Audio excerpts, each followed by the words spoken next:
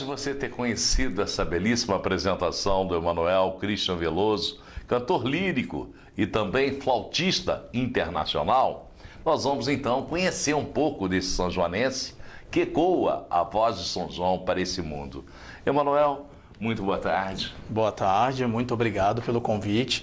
É um prazer enorme para mim estar aqui participando deste programa, que eu já ouvi falar muito bem, que valoriza o que a nossa cidade de São João del Rei tem melhor, os artistas, a arte, a cultura, que é riquíssima. As pessoas que vivem aqui também, né? Exatamente. E as que saem daqui conforme você, para elevar o nome de São João del Rei lá fora. Exatamente, com muito orgulho. Você nasceu em São João, fale um pouco do seu pai, José dos Santos Veloso, um pouco da sua mãe, Aparecida do Carmo Rodrigues Veloso. Então, o meu pai, José dos Santos Veloso, já falecido, o meu pai era simplesmente, o meu pai era militar, né?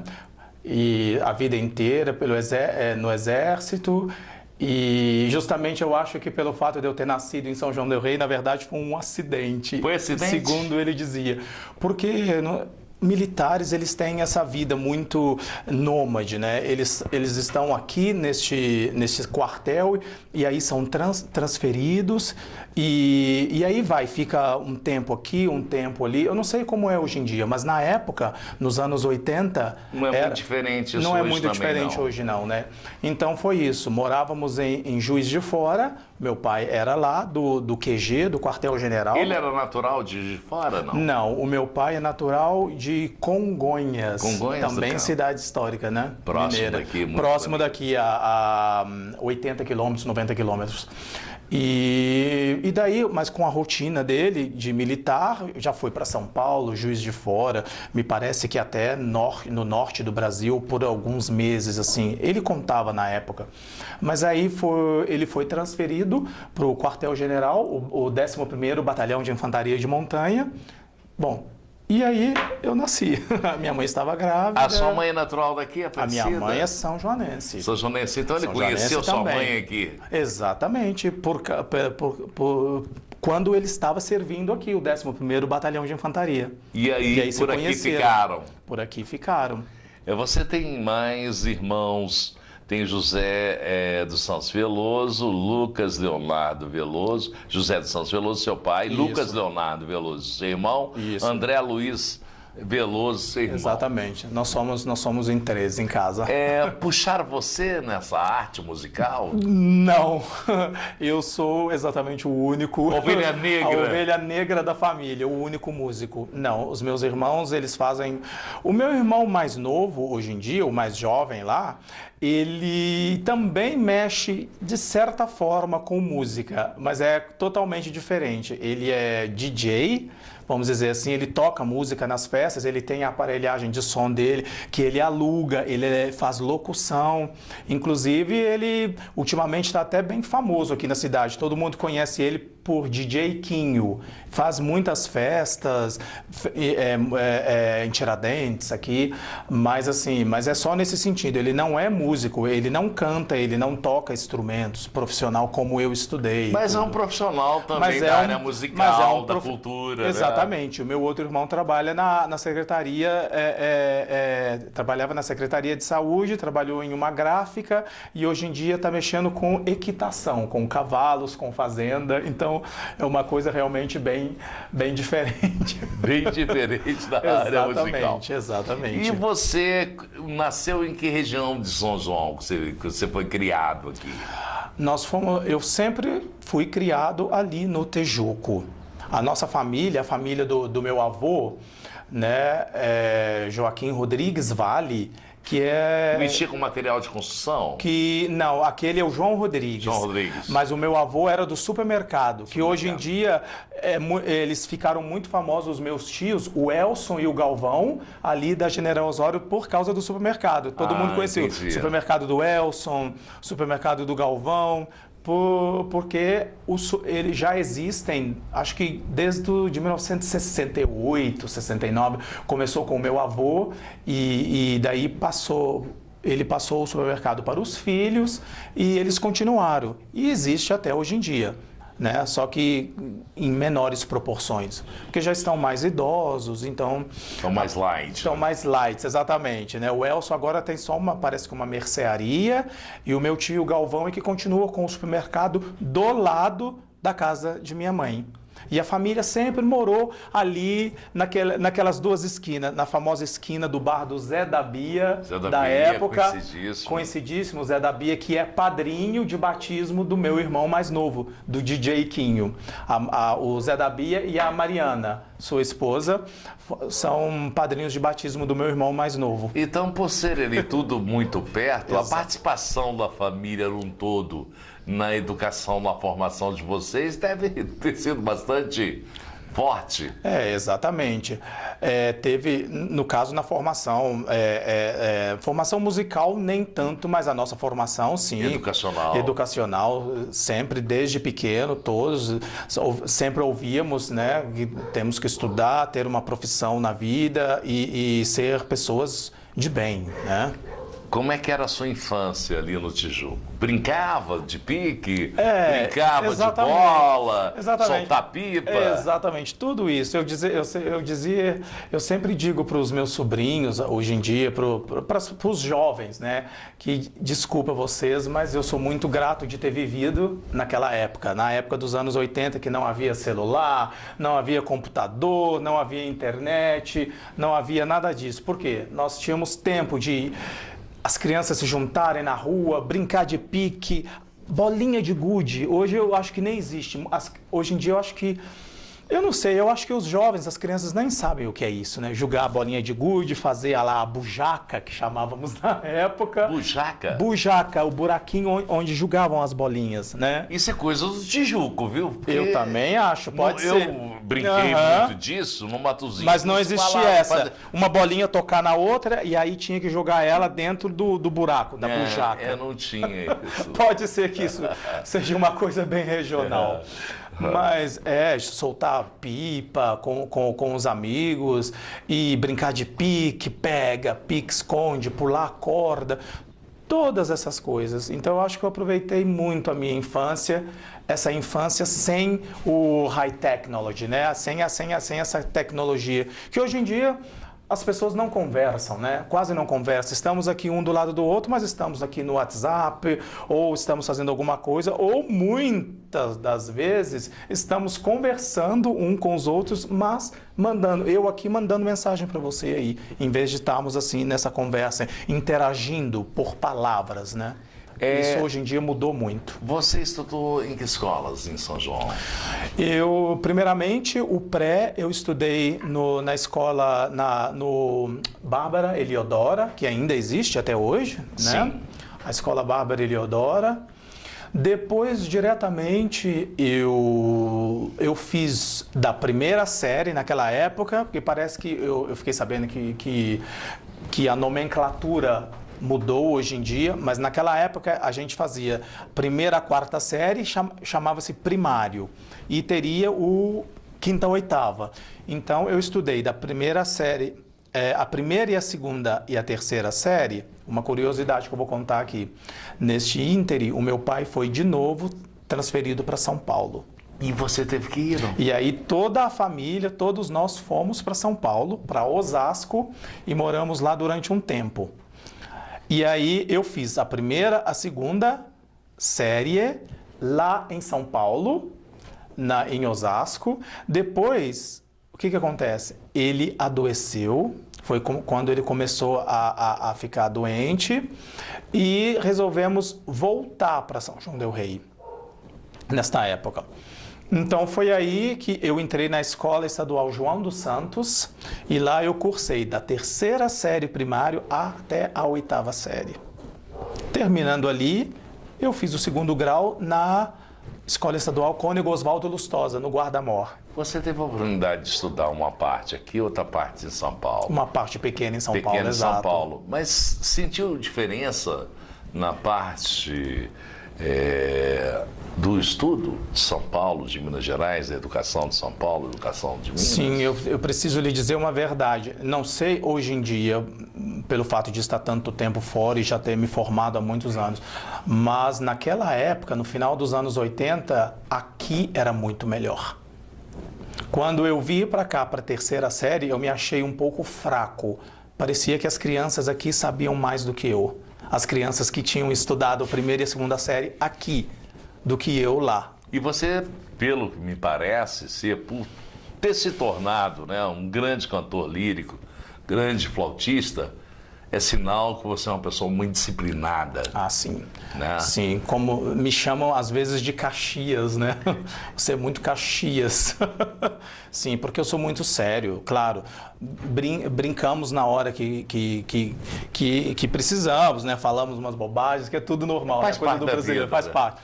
Mas na hora do sério, isso eu sempre fui. Horário, normal. E claro que morando na Europa, isso me ajudou muito a disciplinar, porque lá o horário, isso é muito sagrado. Tem alguns professores que você se lembra do seu período que fez uma diferença na sua formação?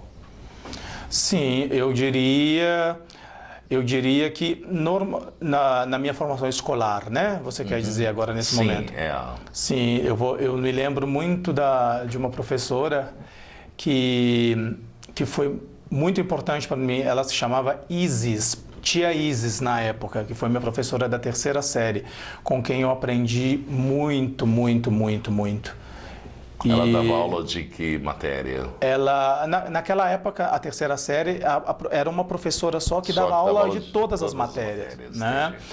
Naquela época, apenas a partir da quinta série que começávamos a ter vários professores, com cada um com uma disciplina. Professor de português, professor de matemática e assim por diante.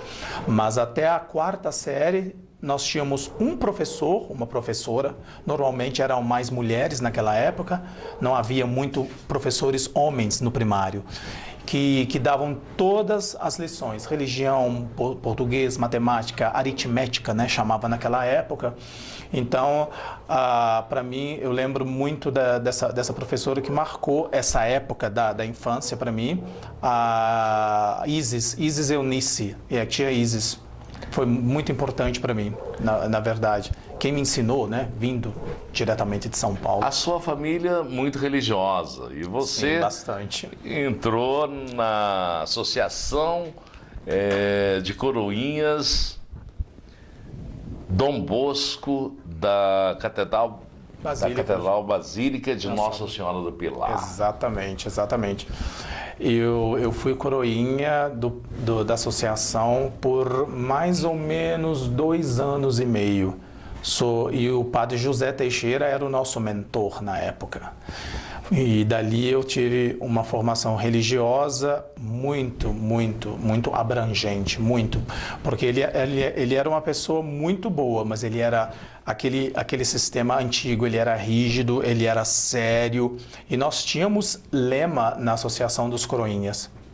E que nós seguíamos. Tínhamos o horário das reuniões, o horário de chegar na igreja, fazer as orações. E cada um recebia uma escala, o que ia fazer, qual missa que iria ajudar, leitura ou não. E aí é claro que tinha também um momento de lazer. Nos sábados, a associação possuía uma quadra lá que na época era Vila Santa Cruz, porque ainda fazia parte de São João del Rei. Exato. Uma quadra de esportes, que os coroinhas iam para lá, junto com o padre José, para jogar futebol, jogar totó. Imagina, totó. Né? Totó. Gostoso demais. Exatamente. Quem sabe o que é totó hoje em dia, né? Para alguns é pebolim. Tem essas mudanças, né? Eu te falei, tempo do Tijuco, do Matozinhos, né? Agora essas mudanças também pelo país. Então, íamos aos sábados para lá. Essa iniciativa de entrar na Associação dos Coroinhas, foi iniciativa sua própria ou foi influência de sua mãe, da própria família, para te direcionar? Na verdade, eu não me lembro exatamente bem, 100%, mas eu acho que teve influência sim, pelo fato de estar sempre à missa e está indo sempre à missa lá na catedral ou na igreja do Rosário, e na época eu gostava também às vezes de vestir opa nas procissões, ainda era pequeno ainda, sempre com eles falavam, por que você está sempre aqui na igreja? Por que você não gostaria de fazer parte da Associação dos Coroinhas? E eu falei assim, de repente seria uma coisa interessante de estar, em vez de estar ali com o pessoal, vamos dizer assim, na plateia participar ativamente da missa. Então foi assim que começou. E eu entrei, e aí eu me lembro que eu comecei a ajudar missas, já fazendo um pouco da conexão com a música, de certa forma, foi aí dali. Começou a brotar ali. Começou ali. Por quê? Porque na Associação dos Coroinhas, nós tínhamos também música. Nós cantávamos às vésperas, às 18 horas na catedral naquela época, e nós cantávamos às vésperas junto com o padre José. E a professora Irene Sacramento, que era a organista na época, dizia que eu tinha uma boa voz. Por que eu não... Boa? Foi a primeira pessoa que falou isso com você? Foi ela. Foi ela. Tem um ouvido, não? Exatamente, ela tocava e eu cantava perto dela. E daí o que ela fez? Você tinha quantos anos na época? Eu tinha, vamos ver, eu estou falando de 1989 para 1990, ou seja, isso já tem quase 30 anos atrás, né? Então eu tinha 8 anos. 8 anos? 8 para 9 anos. E ela já tinha sentido que a sua voz... Exatamente. Podia brotar e florescer. Exatamente. E aí o que ela fez? Um dia eu chego para a reunião semanal dos Coroinhas e ela me vem com um embrulho. E aí, dona Irene, bom dia, como vai a senhora? Eu aqui, Manuel, é para você. Um presente para mim? Sim. Quando eu abro, uma flauta doce. Que isso? Você já tinha imaginado a tocar? Não. Até então, não. Nada. Só cantava lá com ele, sem compromisso, sem nada. E uma flauta doce, que eu ainda me lembro até hoje, azul. E aí ela falou assim, olha, é uma flauta muito simples, está muito longe de ser uma flauta profissional, mas eu acho que é muito bom para você aprender a tocar um instrumento. Vai te ajudar muito, eu acho. Questão de ouvido musical, né? E quem sabe, se você quiser, você poderia aprender a tocar flautinha doce. Ela fala flautinha doce ou não. Enfim, mas foi daí, e daí aos poucos parece que foi despertando um desejo, até que eu comecei a receber a escala de ajudar as missas das 8h30 da manhã do domingo na Igreja do Rosário. E onde a Orquestra Lira São Joanense fazia a parte musical, que ainda faz até hoje. Todas as missas dominicais do Rosário. E eu vi aquilo e via o pessoal lá em cima do altar, enxergava os músicos, os cantores tocando e achava aquilo super legal. E aí um dia me deu uma vontade muito grande, eu falei assim, eu quero participar disso. Essa sensação boa que você sentia ao ouvir, a ver e ouvir essa orquestra tocar, fez com que você quisesse mudar o papel, das pessoas terem o prazer de te ouvir também. Exatamente. Eu pensei, de repente pode dar certo. E aí a dona Irene, aí a dona Irene falou assim, a dona Irene naquela época, ela era nossa musicista na Associação dos Coroinhas de Dom Bosco, mas a dona Irene também era violinista da Lira São Joanense. Né? A dona Irene tocava órgão na igreja, tocava nas missas às vezes, das 19 horas, tocava conosco também nas reuniões, nas vésperas das 18 horas, mas ela era violinista da Orquestra Lira São Joanense. E ela me disse, então eu posso fazer a ponte, o canal. Só que para participar dessa orquestra, você precisa saber música. O que é saber música? É saber ler a partitura, saber música, ter um pouquinho melhor de noção, porque é como construir uma casa, né? Para construir a casa não é simplesmente levantar as paredes. Levantar as paredes é uma coisa, mas tem que fazer o alicerce. né? O alicerce primeiro. Na verdade eu quis dizer o seguinte, você não pode começar uma casa, levantar as paredes sem o alicerce, porque elas caem. Justamente. Elas não vão ficar em pé. Então, esse alicerce eu precisava.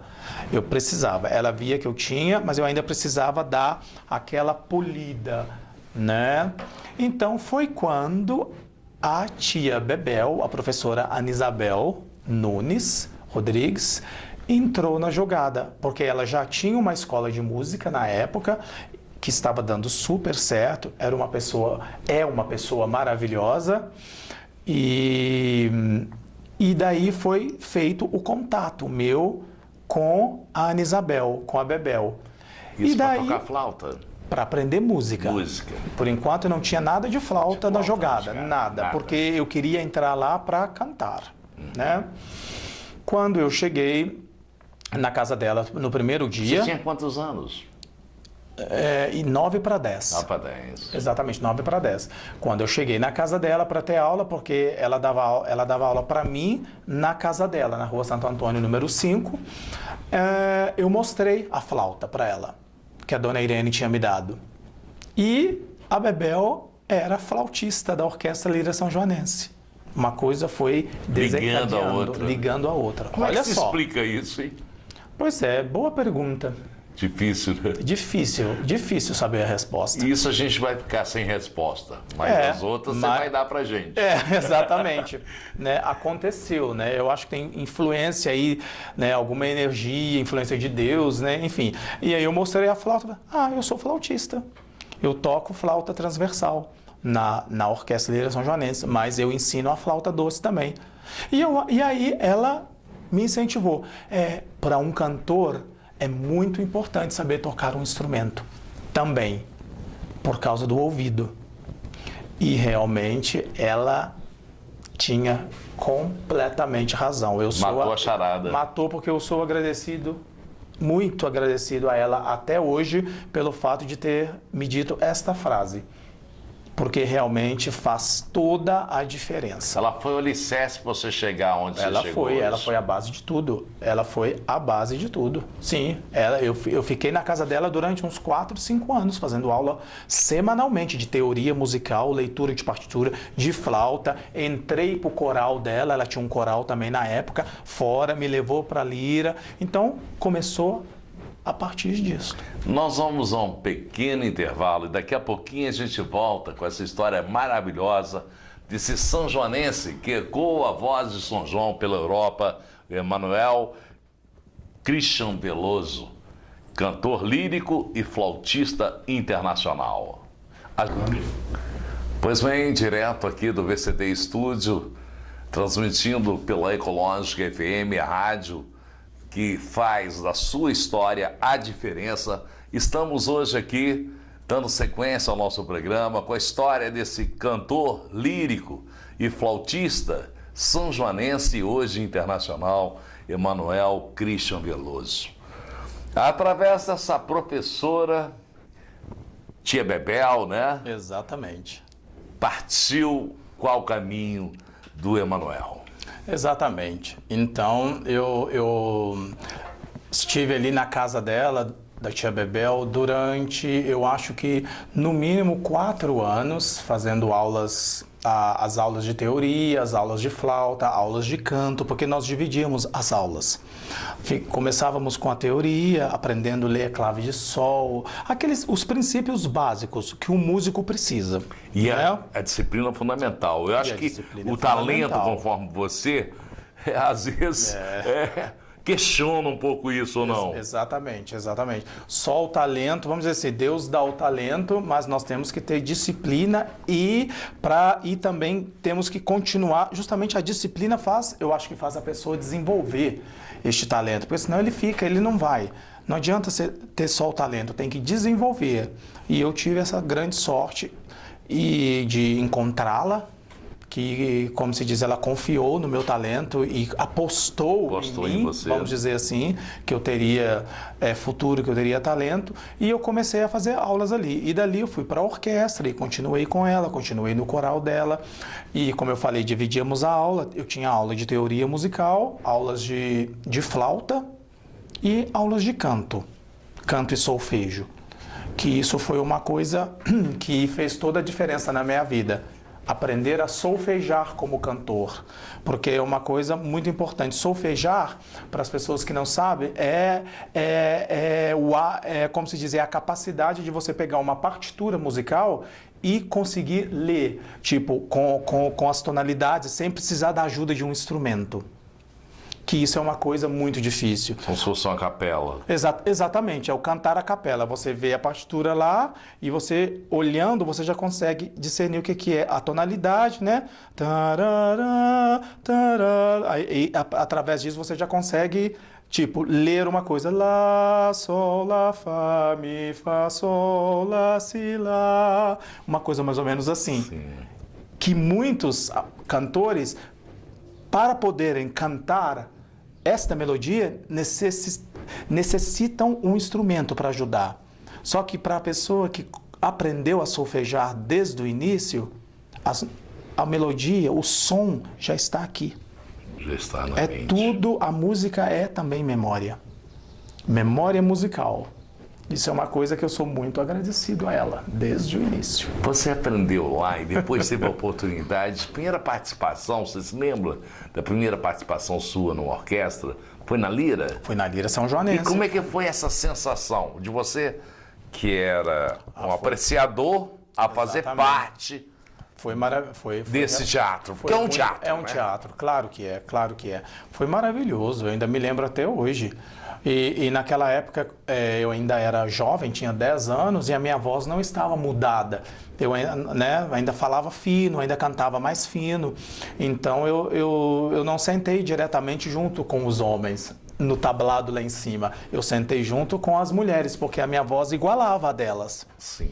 Então eu fiquei ali algum tempo e a voz foi mudando e a tia Bebel que me dava orientação. Quando que eu poderia mudar. Você se lembra dos tempos, de anos de mudança de voz? Sim, eu tive, na verdade, foi uma coisa interessante, porque em alguns rapazes que acontece mais na voz masculina, né? Essa mudança de voz. Em algumas pessoas a mudança é muito brusca. Então, o que acontece? Quando o menino começa a falar e ele, de repente, ele fala agudo, fala grave, fala agudo, fala grave, que aí é a cacofonia, né? Fisiologicamente dizendo, chama-se cacofonia. Isso já é um princípio, já é um indício da mudança vocal. Normalmente, 13, 14 anos de idade, o menino começa com isso. Aí ele passa a ter uma definição. Né? Aí ele vai gritar, não consegue, a voz não consegue mais gritar. É super interessante. E a minha não foi assim tão brusca. E você que fazia música e canta ao mesmo tempo, tivesse um choque com isso, não? Com Apesar certeza. que você tinha uma professora que te orientava, sim, né? Mas foi muito estranho. Depois de um certo tempo, eu já não conseguia mais cantar no mesmo junto com as mulheres. Das mulheres. Por quê? Porque pelo fato de ser do sexo masculino, a minha voz, com os hormônios, começou a ficar mais grave. Né? Naquela época eu falava mais alto, mais agudo e cantava. Só que depois, automaticamente, foi ficando mais grave. Então eu não conseguia mais atingir, né, as notas agudas com elas. Então isso já foi um indício. Aí eu sempre comunicava a Bebel, eu não estou conseguindo. Então a voz está mudando. Vamos fazer um teste assim, assado. E aí fomos descobrindo. E quais é o segredo para se manter voz? Ou não tem segredo? É uma coisa natural e através de exercícios, conforme você, dentro de uma escola, conforme a dela que você começou, na particular, ela vai aprimorando? Claro, na verdade, para manter a voz, se você... eu digo assim, o cantor, principalmente o cantor lírico, que trabalha com 100% da voz, não há ajuda de microfones, nada. É a voz, é a projeção de voz que você faz através do apoio com o diafragma, da sua respiração correta. É todo um processo. Você tem seguro de voz? Entendeu? Existe já um seguro de voz? Que eu saiba, não. Precisa procurar, bem. Quem sabe lá, exatamente, onde você tá, lá, os cantores devem ter seguro de voz, exatamente. Mas é uma disciplina muito, muito grande, porque é um instrumento muito delicado. Muito delicado. A pior coisa para um cantor lírico é ficar resfriado. É a pior coisa para um cantor, porque aí você fica resfriado, você fica rouco, e às vezes quando não fica rouco, a voz fica anasalizada, então você não canta, porque fica com muita secreção, então é muito complicado. A pior coisa para o cantor lírico é o bendito do resfriado. E qual a proteção que você usa para evitar o resfriado? Na verdade, depende muito. Eu aprendi um pouco que a não ser, como é que eu posso dizer para não ficar muito estranho? Eu vou dizer com esses termos, assim, eu não sou uma pessoa que tem muita frescura com isso, porque eu acho que o corpo precisa criar defesas próprias. Se eu vejo um vento e já quero me tampar completamente, que vai fazer mal para minhas cordas vocais, eu fico uma pessoa muito sensível, eu fico muito susceptível a doenças. Então eu preciso que o meu corpo crie as próprias defesas, anticorpos para isso. Então, as pessoas me perguntam, mas as pessoas que sempre me perguntam, mas você como cantor lírico, né? Porque é aquela coisa, o cantor lírico de ópera, ele não pode subir ao palco com a voz mais ou menos 50%. Tem que estar realmente 100%, porque não tem o microfone, não tem essas coisas que camuflam. Você trabalha com a sua voz plena. Não tem equalizador, não tem nada? Não. Você canta num palco, num teatro, às vezes com 2.000 pessoas, enorme, e a sua voz tem que atingir todos.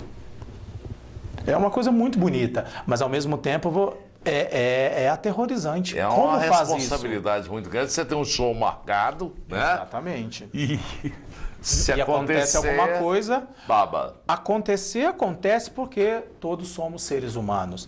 Mas não acontece com tanta frequência, de você ter que cancelar ou de ter uma pessoa. Normalmente os teatros de ópera da Europa, eles são sempre precavidos, eles não trabalham com um elenco, eles trabalham com 2, 3, porque eles sabem que alguma coisa pode acontecer. Sem querer, por ironia do destino, eu posso pegar um resfriado que vai me impedir de cantar aquela função. Então, o segundo elenco, o meu substituto, se isso acontece, ele está ali para me substituir. Disponível. Exatamente.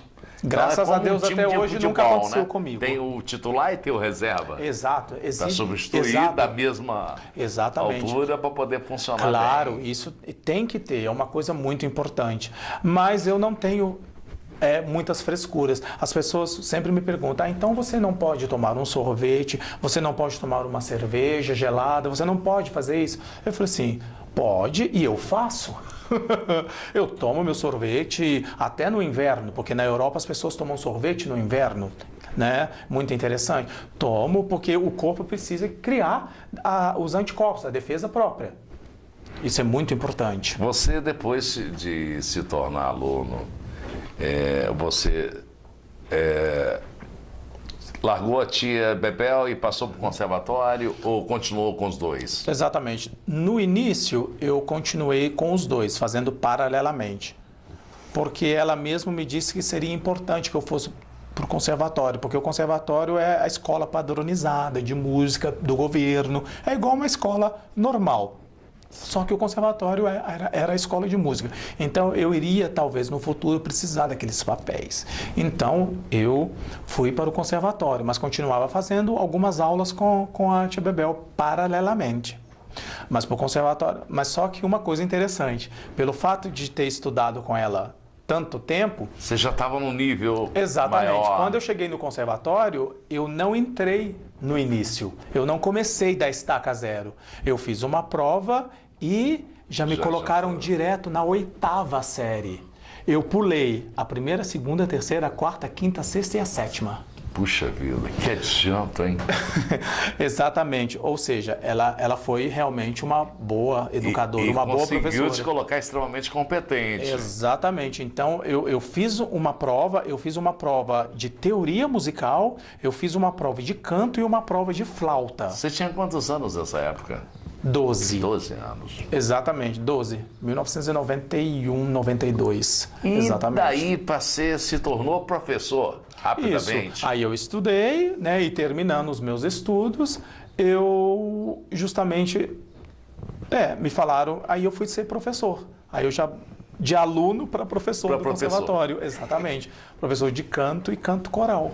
E que diferença você viu de aluno para ser professor?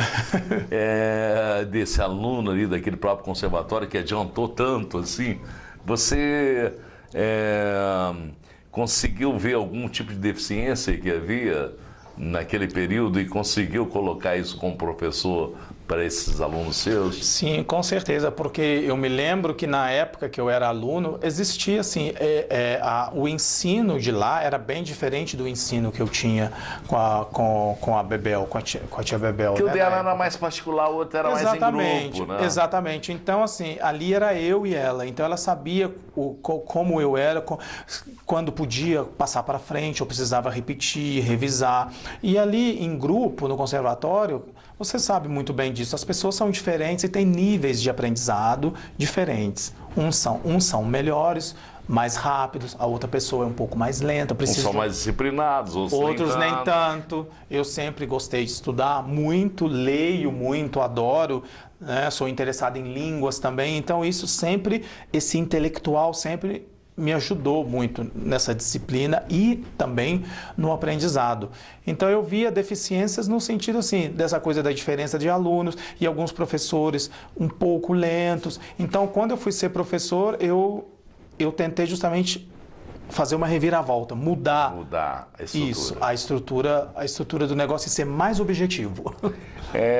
Depois do conservatório, você como professor passou a participar da Orquestra Ribeiro Bastos. Isso, exatamente. Aí eu conhecia a Orquestra Ribeiro Bastos, conhecia a Estela, né, a Tetela para muitos, que era regente da Orquestra Ribeiro Bastos, a Maria Estela Neves Vale, irmã do professor, do doutor José Maria Neves e do cardeal Dom Lucas Moreira Neves. Enfim, e eu a conheci e fui um dia subir no coro lá na Catedral Basílica, na Semana Santa, e adorei o trabalho da Ribeiro Bastos, realmente coro maravilhoso, vozes lindíssimas, e tive interesse de entrar ali. Então eu conversei com a Estela, que já me conhecia, já me via, porque a Estela era professora de canto na época no conservatório também, e ela já me viu cantando, lembro disso, e aí não precisei fazer teste, não precisei de nada. Ela só me convidou para ir participar com eles. Acabou comprando seu passe, né? Exatamente. E dali fiquei.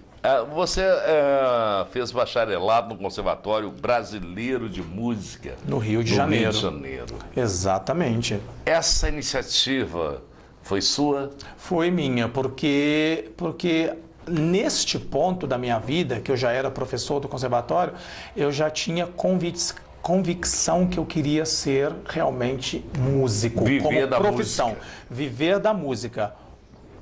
Mais como canto, né? Porque tocando flauta, mas eu sempre gostei muito mais de cantar. Eu tenho que dizer isso. Eu tenho que me render a esse sentimento, né? Que eu sempre gostei muito mais de cantar. Gosto muito de tocar, gosto da minha flauta, ainda toco até hoje, mas o canto é a minha profissão, né? É o que eu trabalho hoje. E eu já sabia que eu queria ser músico e simplesmente, ok, então eu preciso me aprimorar. E aí fui para o bacharelado.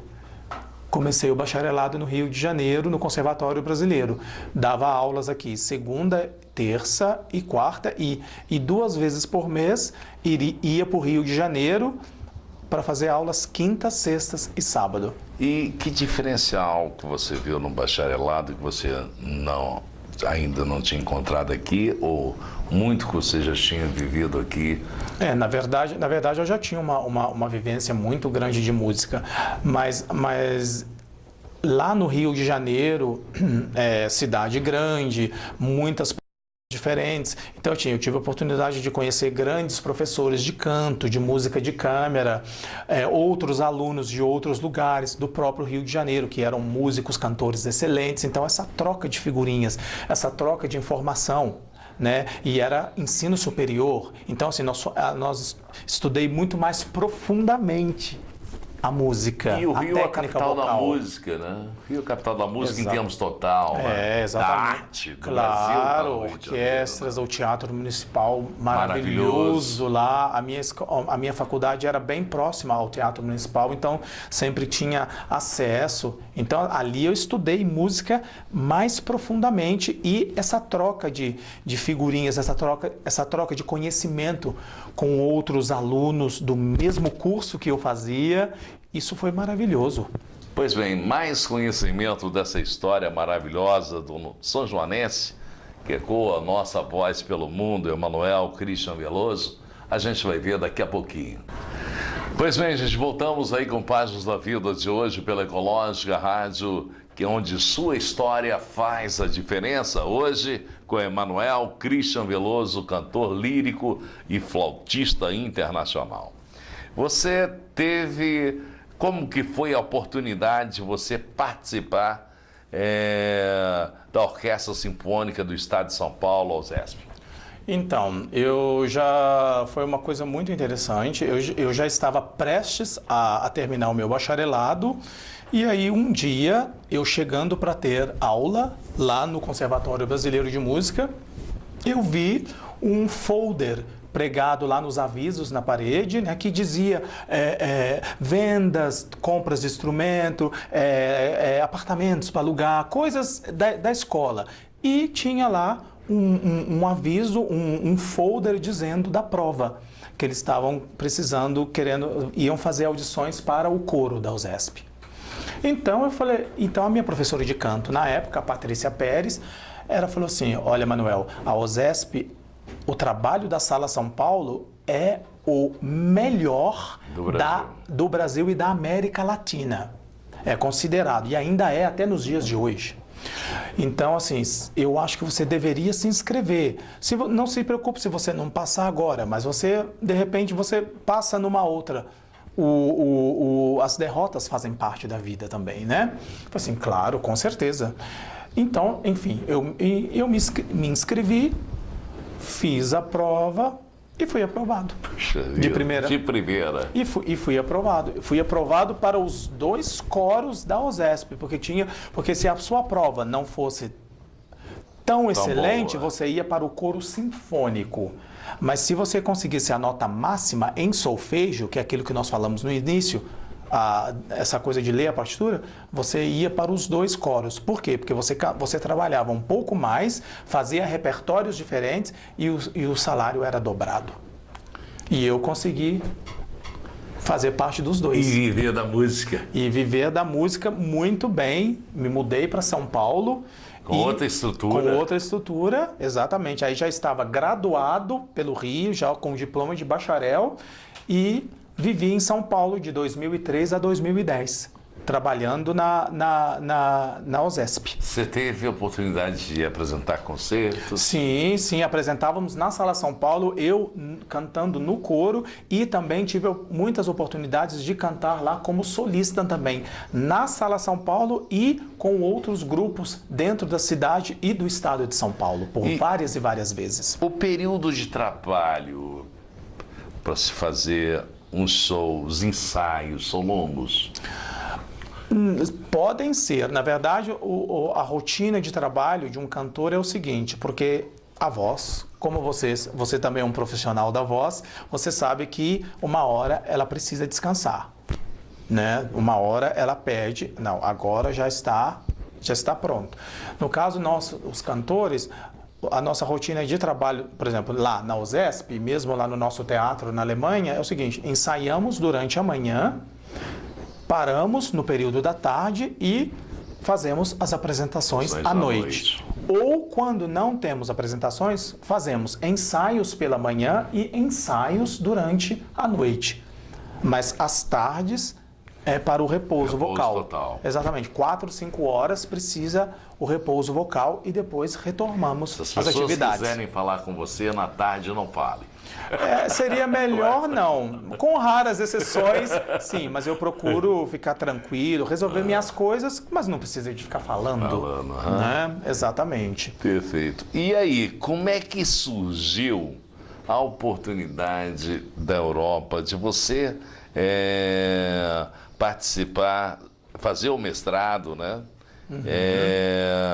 Em canto operístico e canto de concerto no Conservatório Real da Escócia, em Glasgow. Exatamente.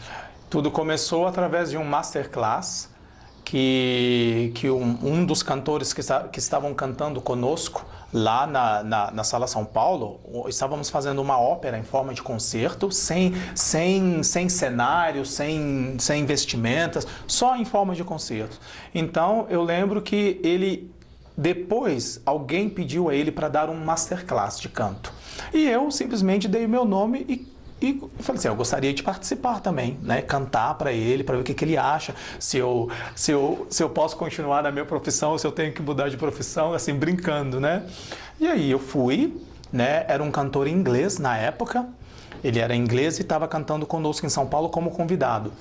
Aí chegou a minha vez, eu cantei para ele, ele gostou muito, ficou impressionado, falou que eu tinha muito talento e simplesmente depois da aula ele me pediu para permanecer, que ele gostaria de ter uma conversa rápida comigo. E aí nós conversamos e ele simplesmente virou para mim e disse assim, eu gostei de você, eu tenho contatos lá no nome, né, no Conservatório Royal da Escócia, né, Royal Conservatory of Scotland, e eu gostaria de perguntar se você não gostaria de fazer... Você já tem bacharelado, né? Eu falei assim, sim, já tenho. Então, quem sabe você não poderia fazer o mestrado lá e aprimorar mais as suas técnicas de canto, musicais, profundamente. Eu falei assim... Aí aquilo deu um clique. Por que não? Eu já estou aqui em São Paulo, de São João del Rei, Rio de Janeiro, São Paulo. Quem sabe agora é uma porta que está se abrindo e de repente daqui para fora. Vou tentar, não custa nada. E aí... Disse para ele muito obrigado por confiar em mim, que eu gostaria sim que ele, por favor, me desse os contatos. Escrevi tudo e me pediram para mandar uma gravação. Mandei, gostaram muito da gravação. E aí, eu na época, eu disse assim, só que eu não tenho tanto dinheiro assim, porque infelizmente, se você vai converter o real para as libras esterlinas, nossa, e naquela época, eu me lembro que uma libra estava R$5. Ou seja, caríssimo, né? Que eu acho que ainda está mais ou menos isso, que agora eu acho que está pior, né? E é isso. E aí eu falei assim, eu precisaria, se fosse possível, se vocês gostarem, eu precisaria pelo menos de uma bolsa para não pagar as taxas da escola, porque estrangeiro paga lá, né? E aí, isso veremos, mas nós precisamos que você faça uma prova presencial aqui. Tudo bem, não tem problema. Nas nossas férias, tomei o avião, fui para a Europa, fui para Glasgow, fiz a prova lá e eles falaram que ficaram encantados. Ah, maravilhoso, estamos precisando do seu tipo de voz aqui no nosso curso e vamos ficar em contato, mas eu acho que vai dar certo. Tudo bem, voltei para o Brasil e depois de 2 semanas eu recebo um e-mail dizendo que eu fui aceito na escola, que eles me gostariam lá e que eles estavam me oferecendo uma bolsa integral, inclusive para viver, para me pagar aluguel e comer. E isso, a bolsa integral do governo inglês, né? Pois é, exatamente. Não é do governo brasileiro. Não, eu não tive ajuda nenhuma do governo brasileiro. Eu cheguei até a escrever, mas na época disseram que, e ainda por cima, levaram quase 3 semanas para responderem o meu e-mail e disseram que estava sem dinheiro, o fundo, e que as poucas bolsas que tinham lá era para doutorado da CAPES, e enfim, falaram aquela coisa toda. Mas o governo inglês, com sua competência, me ofereceu uma bolsa de 5.000 libras a cada 2 meses. Do Conservatório Real da Escócia? Exatamente. Que, na realidade, faz parte da Grã-Bretanha. Exatamente. Então, eu falo para as pessoas que eu estudei na Grã-Bretanha, no Reino Unido, né? Para algumas partes do Brasil, eles falam Reino Unido, Grã-Bretanha, que no caso, a Grã-Bretanha ela compreende a Inglaterra, a Escócia, o país de Gales e a Irlanda do Norte. É um principado, né? Por isso, Reino Unido, Grã-Bretanha. Porque muitas pessoas acham que Grã-Bretanha e Inglaterra é a mesma coisa. Não. Inglaterra é um país dentro da Grã-Bretanha. Eu mesmo tinha uma noção diferente. Exatamente, como a Escócia também. Então, eu estudei no Reino Unido, na Grã-Bretanha. Aí, depois nesse conservatório real da Escócia, você ficou durante 2 anos. Exatamente. O mestrado ele tem a duração de 2 anos. O que te chamou a atenção desse mestrado? O quão maravilhoso era estar lá, porque eu vi que as pessoas ali respiram música. Porque eles têm essa cultura que, infelizmente, aqui no Brasil nós não temos. Eles já começam a aprender ao contato com a música no pré-escolar. As crianças já têm aula de música. Mas, assim, música, eles têm aula seriamente de música, de ler partitura, de tocar um instrumento, de cantar nos corais. Então, assim, nas escolas lá de Glasgow, eles tinham uns coros que não eram nem profissionais, que eram coros de alunos das escolas normais, não eram escolas de música, escolas normais, que era impressionante. Conhecimento incrível. Era melhor do que qualquer coro profissional daqui. E eram jovens. Por que você acha, você que está vivendo lá há quanto tempo? Bom, gente, é aquela coisa... falta de política para isso? Pode ser também, pode ser falta de incentivo, dinheiro, mas a Europa, ela é por isso que é um mundo velho, é o continente velho, né? A Europa, a Europa existe há quanto tempo, né? Se a gente pensar, o Brasil ainda... Tá jovem, né? Tá engatinhando 500 ainda, né? E alguma coisa, tá engatinhando, né? Então, assim, eu acho que nós temos que aprender muito com eles. Você, logo depois de ter feito esse mestrado, você foi fazer uma audição no Teatro de Ópera Nuremberg, Alemanha. Na Alemanha, exatamente, na Baviera, no sul da Alemanha. Logo terminando o mestrado, eu tive a oportunidade, fazer um resumo, eu tive a oportunidade de, primeiramente, durante 2 meses, trabalhar no Festival de Ópera Richard Wagner de Bayreuth. Né? Richard Wagner, para quem não conhece, foi um dos maiores compositores de música alemã, de ópera daquele período, né? Alemão, Richard Wagner. E o festival leva o nome dele justamente porque só faz música de autoria dele. Então eu tive oportunidade de fazer uma audição também, passar de primeira e trabalhar nesta cidade que fica muito também próximo a Nuremberg durante 2 meses. Durante este festival, alguém chegou para mim, que eu nem conhecia, disse para mim: gosto da sua voz, boa voz. Eu fiquei sabendo que eles abriram audições aqui perto na cidade de Nuremberg para o teatro e são audições para fazer parte do ensemble, do corpo de cantores do teatro. Eu acho que seria uma boa oportunidade, você ter interesse em ficar. E aí eu ainda na época disse assim, não interesse, na verdade ao início não, porque eu estava pensando em voltar para o Brasil, para a OSESP. Então, mas já que eu estou aqui tão perto, eu não vou negar uma audição, eu vou fazer e de repente eu vou, porque de repente eu ainda falei assim, de repente eu não vou passar, porque devem ter muitos cantores e há cantores maravilhosos lá, né? Então eu fui, me inscrevi, na verdade me inscrevi lá direitinho, fui fazer a audição e haviam 17 tenores, que é o meu tipo de voz, classificação que é a voz masculina aguda, porque era audição só para esse tipo de voz nesse dia. E haviam 17 candidatos. E eu passei. Eu fui o único. Que coisa. E lá ficou. E lá fiquei até hoje. E já vão fazer 6 anos que eu trabalho no Teatro de Ópera de Nuremberg. E foi fácil se acostumar com o jeito alemão de vida, com os costumes, com a culinária, com o dia a dia do alemão, com a disciplina? Na verdade... A disciplina não, porque acho que você já nasceu com ela. Né? E claro que com o desenvolver, com o passar dos anos, você vai aprendendo cada vez mais e mais e mais e mais. Agora, eu aprendi muito com eles lá, na questão mais ainda de disciplina, horário... horário de estudos. Agora, no início foi complicado, porque eu falava muito bem inglês e estudei no Brasil, fiquei fazendo intercâmbio no Canadá e ainda fiz um mestrado 2 anos na Inglaterra. Só que alemão eu falava algumas palavras. Eu só tinha contato com a língua alemã por causa do repertório. Então eu sabia pronunciar a língua, mas não sabia o que significava, não falava, porque alemão é um idioma um pouco complicado, muitas consoantes. E eu falava bom dia, boa tarde apenas. Mas quando eu cheguei na cidade, Nuremberg, a cidade é linda, é um encanto de cidade. Eu me identifiquei logo de início. Eu falei assim, nossa, eu quero morar aqui. Eu quero morar nessa cidade, é maravilhosa, eu quero viver aqui.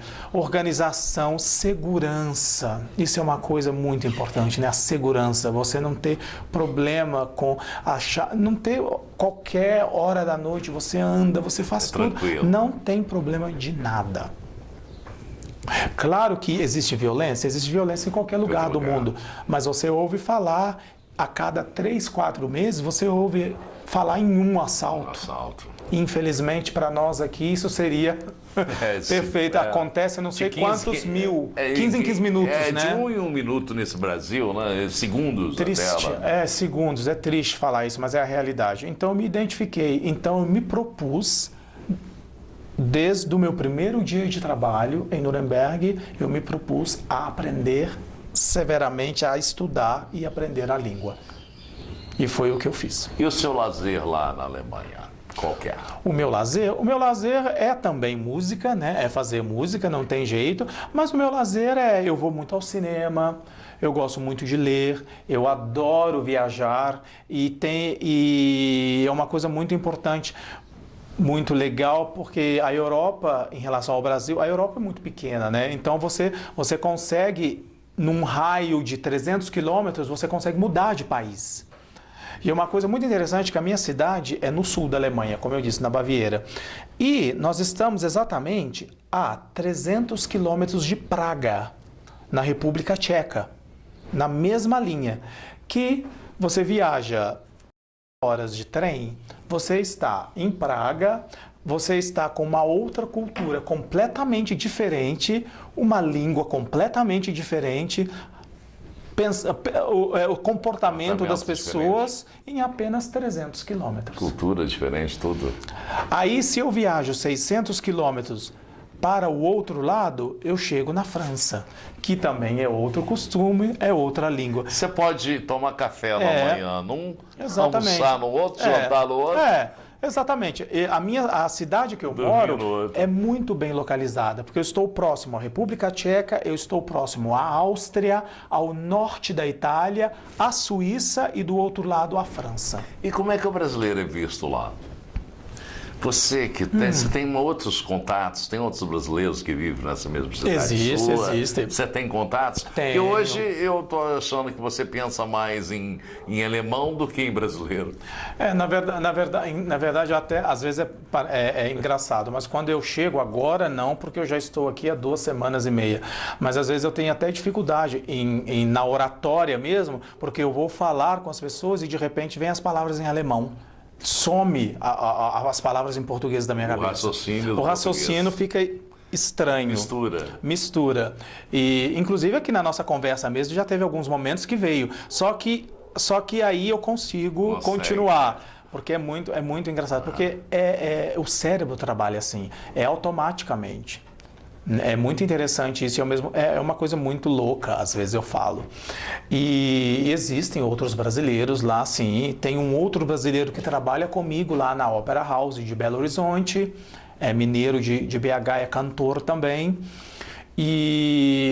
Inclusive, a 20 quilômetros da minha cidade, existe uma outra cidade pequena que há um restaurante brasileiro lá. Ah, é? Então, dá até de vez em quando para matar uma saudade da feijoada, de um pão de queijo, uma coxinha, um Guaraná Antártica. E lá os brasileiros se reúnem.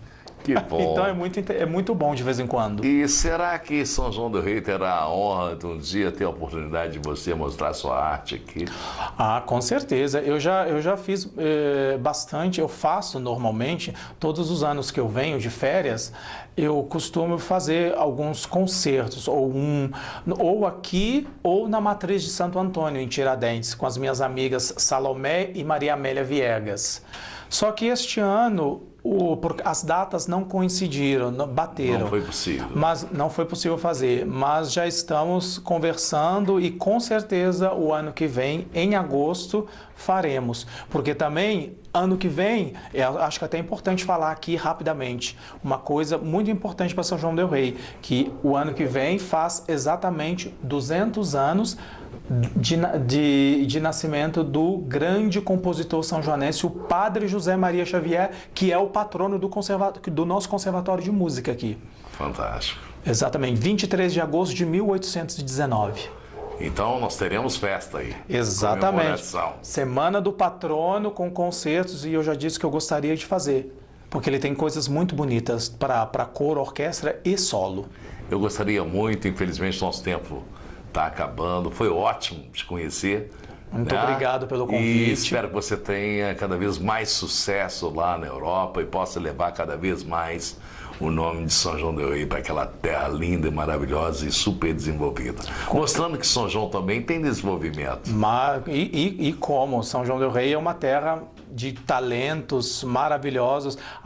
Temos a parceria da UFSJ com a Universidade de Koblenz, na Alemanha. Então, todo ano em agosto haverá Festival do Music. Então, está vindo essa troca de informações entre os são-joanenses e os alemães. Esse ano teve pela segunda vez consecutivamente. Então, eu acho que São João del Rei está aí crescendo no ranking internacional. Você não sabe, mas nós fizemos o Páginas da Vida da música, da expedição musical, que é a Music, né? O músico da expedição musical. Legal, nós fizemos aqui no Páginas da Vida também. Exatamente. E o organizador, o Lúcio Barreto, foi meu aluno de canto no conservatório. Fantástico, meu, eu sou muito bacana.